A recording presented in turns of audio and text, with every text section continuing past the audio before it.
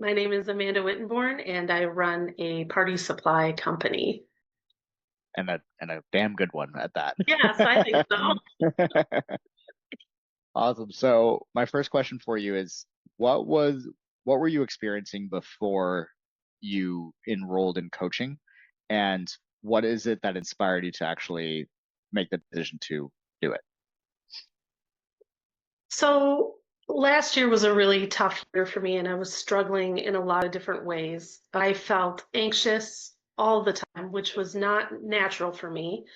I was waking up in the middle of the night with panic attacks. I was dealing with a lot of fear and worry. And I think the biggest thing for me was that all my usual methods for dealing with those kinds of feelings and working through that were no longer working. So I went to my typical solutions and I was not getting any relief. And what prompted me to reach out to you was that I'm friends with another one of your clients. And it's actually one of my favorite stories to tell because we're in a mastermind together. And he showed up to the mastermind with like sunbeams coming out of his eyes. I was like, what is going on with this dude? And he got to his turn in the mastermind and he was just lit up from the inside out. And he said he started working with his coach again. And I was like, I'm going to need the name of that coach. Oh yeah. Yeah. He's a great dude, the guy that referred you. So I'm glad that you two are connected and that his results inspired you to reach out. I always love that story as well. So Yeah. I I appreciate mean, you if sharing I that. could describe what he looked like, you just could see this glow. And I was like, what is going on with him? Amazing. Yeah. So throughout the coaching, what were some of the biggest wins or insights for you that you experienced throughout the process of the coaching? I think one of the biggest things that stands out to me is that all of the wisdom and knowledge and knowing was already inside me, and you helped bring it out. I remember after our liberation session texting the friend and saying, I'm so wise. Like, I can't believe how much I had inside me and how much just wisdom and like I knew all the answers already. It was just tapping into it. And that just really blew me away because you think I deal with some self doubt sometimes and wondering if I'm doing the right thing. And for sure, when I started working with you, that was a very big issue I was having, which again was not something I typically struggled with. I always felt like I understood my purpose and I was on the right path, but I got knocked off of that and I was questioning everything. And so after that session, to feel like, no, I do know what I'm doing and I have so many answers, was a really big takeaway for me. Amazing. And yes, you are so wise. I remember your session and all the wisdom that came through. So a lot of people, one thing that I find interesting, and I'm wondering if you could speak to this, is that liberation session sounds awesome to a lot of people in terms of what the result is, but at the same time, I realize as the person facilitating it that many people don't have a compartment in their brain to understand exactly what's happening during that session. So, like, how would you describe the experience of the session? Like, did you like about it? What did you expect it to be? And what did it meet those expectations, or was it something entirely different? Yeah, I don't know if my expectations were what it actually was. So I had a description of it from friend and yeah, he didn't quite capture it. I don't know that I'm going to really be able to capture it other than it wasn't hypnosis. It isn't meditation. Maybe it's like active meditation, imagination meditation would be a good way to describe it. I was surprised, right? Because you're asking questions and guiding things through. And like for me, I'm a very visual person. So it was almost like my brain just made up these movies for me to watch. And so I'm watching a movie in my mind. And I guess it was being made up, but like it really related to so many of the struggles that I was having in seemingly unrelated ways. I remember one of the things was skinning my knee, and it spoke to hurt that I was feeling with people not being there for me. But in my movie, it was a little girl skinning her knee. So it was really fascinating, and just to allow my brain to actively imagine and to watch it, and then again, to pull all that wisdom from these scenarios that didn't really, as I was experiencing them, seem to connect to anything I was struggling with, and yet each one connected to a really deep issue that I was facing. Yeah, that's a great description of it. I always like to tell people, imagine taking a magic carpet ride through your own mind, like correcting and fixing and tying up loose ends that just from your past you didn't realize were even there. So I remember yours was really cool because you had all these vivid experiences, and I was like, man, I wish I had vivid experiences like that, but I'm not super visual myself. But yeah, everybody's different in the way that they experience it. And I remember you saying specifically, you're like, that was not what he described. I was like, it was awesome. That's not what he said it was. Right. Right. And I think what I pictured, which is kind of silly, is have you ever seen those TikToks where people go to these retreats and do like deep breathing and they're just like hysterically crying? Yeah. Yeah, I thought it was going to be more like that. Oh yeah, like the breathwork things where people just Yeah, start like screaming and crying. No, it's not yeah. that. So it's not that. And I was very grateful that it wasn't that because I was just, of course, there were emotions involved, but I guess I feared that it was going to be something wild.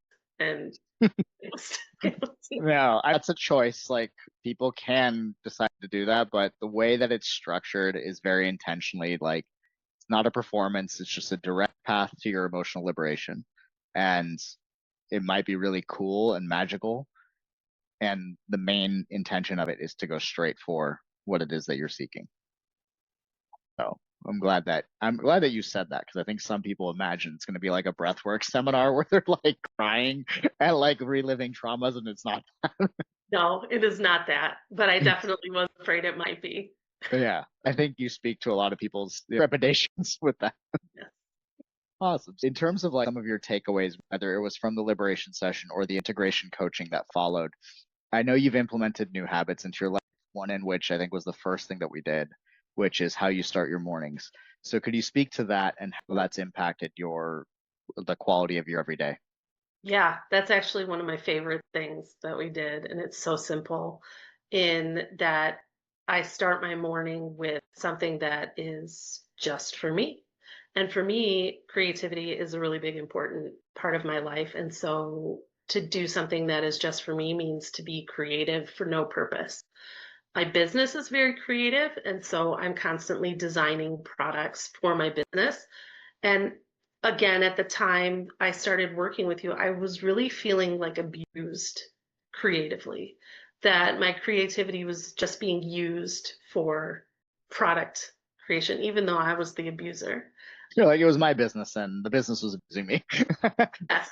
But I had stopped designing because of it, because it was almost this like rebellion of I'm not going to design just to make products. Like, and so the shift for me was what could I do that's creative that was for no other purpose than just because I liked it and just because I wanted to do it. And it changed everything. The amount of joy I felt waking up in the morning and while I am doing whatever I want, I was seeking more joy in my daily life. And that has been a huge impact to just my joy in general. Allowing myself, I decided that 2 hours was like the ideal amount of time for me that I wanted to spend. Because for me, when I get into a creative project, I want to be in it for a little bit and I want to experience it for a bit. To know that the first 2 hours of my day after my kids go to school is for me to do whatever I want, however I want, has just been really freeing. And I look forward to deciding what to do each morning. Most of my mornings lately have been crocheting, which has been bringing me great joy. But when I first started, I was painting. I was making large, funny wood signs for my front yard. And because I started doing that, it brought back the joy in creativity for me. I'm able to create for my business joyfully again without feeling like I'm being abused, which I couldn't see a way out of when last year. And so to be able to sit down and make products again with joy is a huge accomplishment for me. And it brings on more creativity. So by being creative, I like to say I practice creativity. And so whatever we practice, we get better at. So the more I do it, the better I get at it, and the more creative ideas are coming to me. That's amazing. I remember it was like a few weeks ago on a group call, someone else, I was sharing that idea with someone else who's new to the program. And they were like, okay, I'll try it. And then you chimed in and you're like, it's going to change your life. Like, you're like, I didn't realize that it did until right now that I'm seeing you like about to embark. Like, it is life changing to start the day with something that actually excites you. That's not obligatory. It Yep. just changes everything. What was some of the impact in other areas of life, relationships that you have, either with like family, friends, colleagues? Like, what did you notice in terms of those relationships from the work that you did with the liberation session as well as the integration? I'm more peaceful in general. So I don't feel constant anxiety anymore. I don't feel like I'm living in fear. And so you can imagine how you might be to family members if you're constantly anxious. While I always tried to behave myself, I'm sure that my patience was thinner. There's more laughter. I think I'm funnier. I was always funny, but I'm funnier now. I have a lot more patience. My family unit is really tight and full of love to begin with. And I think for me, it just was a weight off my shoulders. And so that I know that ripples through to all of them, whether I'm actually seeing distinct change. I think we were pretty solid to start with. But I did have somebody, I did post in a little group of small connected group of women that I had finished coaching and that I had graduated. And that one of the things that we were working on was unshakable inner peace. One of the women, I had seen her a couple of weeks earlier, and she's like, it really struck me when I saw you how peaceful you were. And so she had noticed that when I saw her. She didn't say anything then, but once I had made the post, she was like, actually, I meant to tell you, you just had this calm about you. So I think it's noticeable. Nothing really shakes me much anymore. And yeah, I think I've just really focused on myself and making sure that I feel good because I know when I'm my best, then my family gets the best of me. Absolutely. Did you have like favorite process or tool or technique that we used throughout that either you really enjoyed or you feel like you got a lot out of it? The star, The star, yes, I remember that. the star. That was so unexpected when we went through that. And you said, why don't you just stay there? And I was like, wait, I can do that? And that was like the most awesome thing. I was like, oh, I don't have to go back to that dull version of myself. I can be the star version of myself. That huge impact. Amazing. Yeah, I love that exercise. It's not one that I use all the time. Depends on the client, right? But for what was coming up, it was the perfect thing to do. And I'm so glad that it stuck and Yeah. allowed you to live in as a version of yourself that is more resonant with who you authentically are. And that brings out the best. And I think the coolest part about it was that I was struggling with the process we were doing at the time. And you just moved right into something else. And that was it. And there were multiple times in coaching where I could tell the typical process just it was not going the way that we wanted it to. And you just always moved into some other technique until we got to the one that my brain wanted to do that day. Yeah, So absolutely. Yeah, it was, I always love the ability to be dynamic. And I think that's one of the things that it's not super common in coaching. Like most people, they have one modality that they're certified or trained in, and like they're like, I'm gonna make this work on you. It's just not. That's not how it goes. You got to be able to be dynamic with these things. So I'm glad that you were able to experience that and appreciate that detail of being able to just like pivot and change course when we needed to, so that we could get the result that you were seeking. Yeah. Yeah, awesome. And my last question for you with this is, if somebody is watching this and they're on the fence, they're like, I may want to do it, I don't know. Like, what would you tell them if this was the right thing for them, but they were a little hesitant?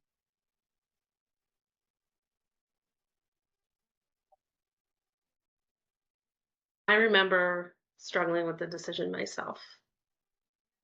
And not once, but twice, because I did two packages. So even after working with you for the first package, I still was like, oh, I don't know. I will say it works. And like I just mentioned, you do know multiple techniques. And so if one thing isn't working, you always had something else to try. And so if you're willing to show up and be present and do the work, it will work. Like it will. It is an investment. I was like on my last shred of hope when you came across my path, in that I had tried everything else. I had done everything else and nothing else worked. And so for me it was like, do I have it in me to just give one more thing a try? And I did, and I'm glad I did, because I couldn't see past where I was when I hired you. And now looking back, had I known what I know now, I wouldn't have hesitated at all. Oh, that's amazing. Yeah, Amanda, you've been one of my favorite people to work with. I always had a blast on all of our sessions, and you're just an absolute delight to do this work with. So I'm so glad to see your transformation and everything that you've taken away, and for you to realize how wise you've always been. Like, I love that. Yes. So I'm very grateful for the opportunity to have gotten to work with you here. Me too. I'm sad that I don't need you anymore. Yeah, which is my goal. I know it is, but I like you so much, and I'm going to miss working together. But obviously, we have hit the goal, right? Yes, absolutely. So thank you for showing up for yourself to do the work, and thank you for trusting in me to play this role in your life. Thank you.